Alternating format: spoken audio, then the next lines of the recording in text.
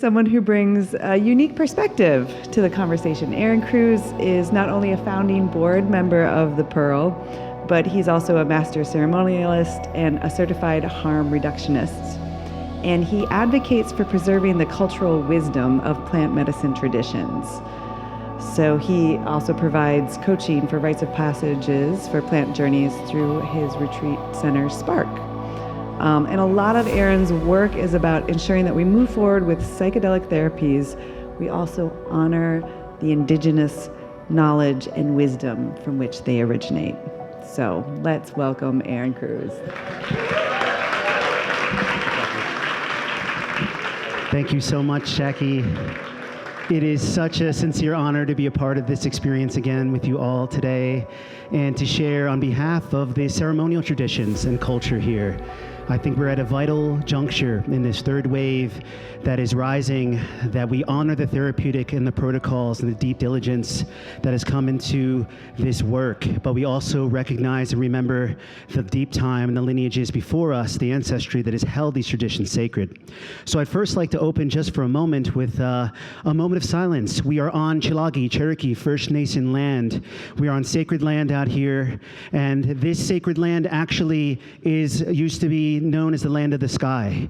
It is also land of sanctuary. Warring tribes or tribes in conflict would come here to hold peace summit, and even different tribes would come together to elope to these lands when they weren't permitted to marry. So this has always been a sanctuary space, and I think many of you find that in your own hearts who have chosen to live here as well. So let's give a few moments of reverence for this land.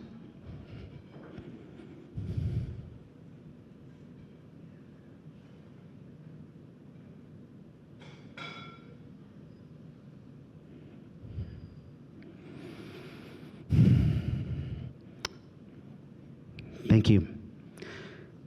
So the therapeutic renaissance that we are all experiencing here, which really its origins and roots date back probably to the early 50s into the 60s, where over 1,000 peer-reviewed articles were published at the time, and there was great momentum in the effective use of psychedelics for different aspects of mental health.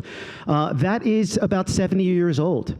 And if we consider also the recreational or ecstatic frontier, utilizing these medicines as amplifiers or community connectors, going back to the Kool-Aid acid tests and the Grateful Dead and Haight-Ashbury, which now proliferates through our music festival culture and around our communities, that is also about 70 years old.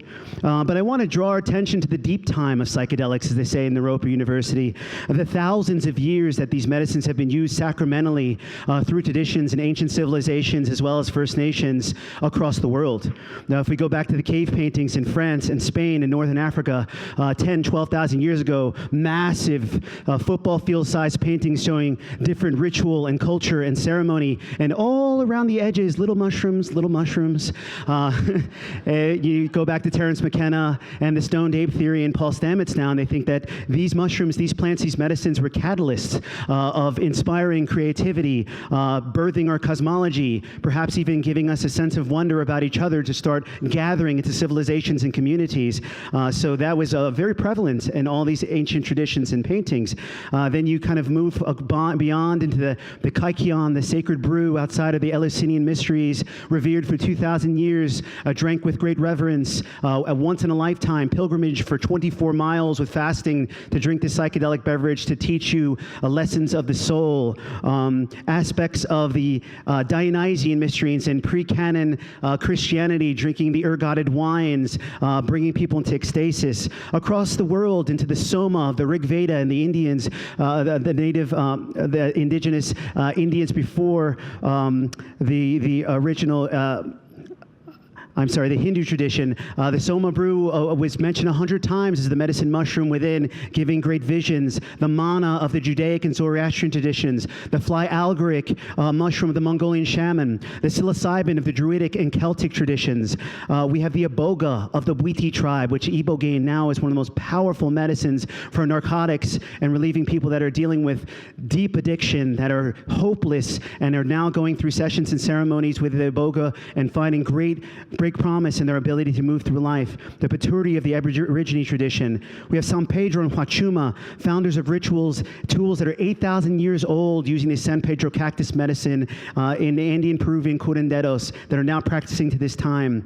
The peyote medicine of the Southwest that has been held by the Huichol people, and the Native Church now honors that tradition, which also needs our support. These are very, very small plots of land that actually has this peyote mushroom, so honoring, revering, and representing the Native Church and giving them the full autonomy to use that medicine first is important for us to represent those traditions that has really saved their particular tradition. Ayahuasca and Yahe, the Amazonian vine of the souls, used for thousands of years to commune with the grandmother spirit, having people tap into the spirit of the jungle, learning how to be stewards and caretakers of our land, of our people. We have the Teonoctl, the flesh of the gods, the Aztec, the Maya, the Toltec, the Olmec, and the Mazatec traditions, holding this beautiful medicine sacred, who then gifted it back to us in 1957, Maria Sabina, where we now have the gift of the magic mushroom that has gone back into our lives with great, great sacrifice upon herself to her own people. So we are now gifted from that tradition, bringing it back to us now to heal, to thrive.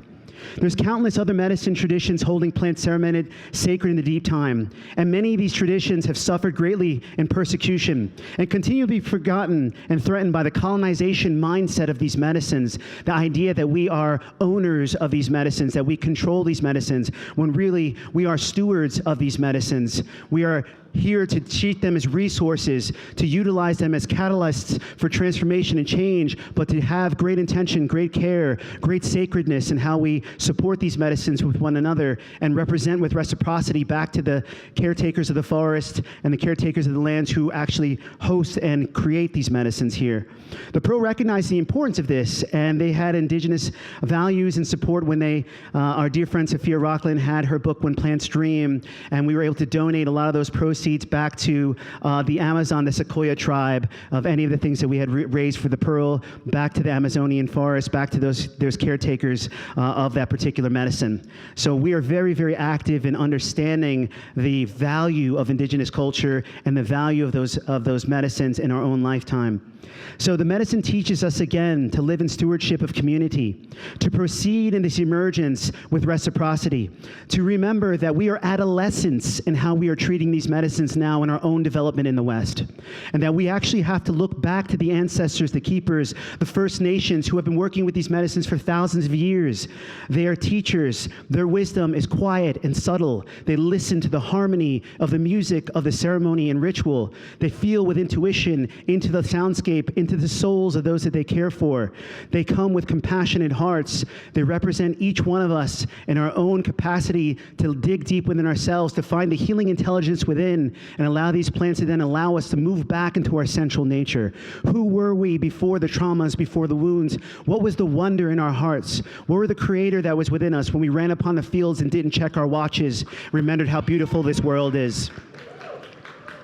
This is a time we're being called back to be stewards of humanity once again, and coming together as tribe and family, as one people. Many of us hold different facets of the diamond of this psychedelic culture, and it's our responsibility to not only push it forward, but to keep a pulse on the ancestral lineage behind us, and make sure that we do not leave our caretakers behind, and we learn for them the great wisdom that they have carried. So thank each one of you for caring for that message, and as we rise together, let's rise with our brothers and sisters of the First Nations as well. Aho mitaku asin. So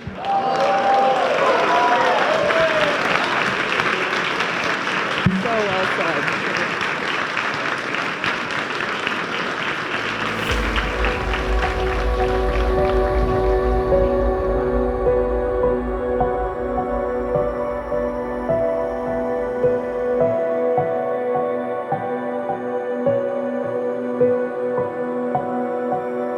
Thank you for watching, and please remember to like this video and to subscribe to our channel.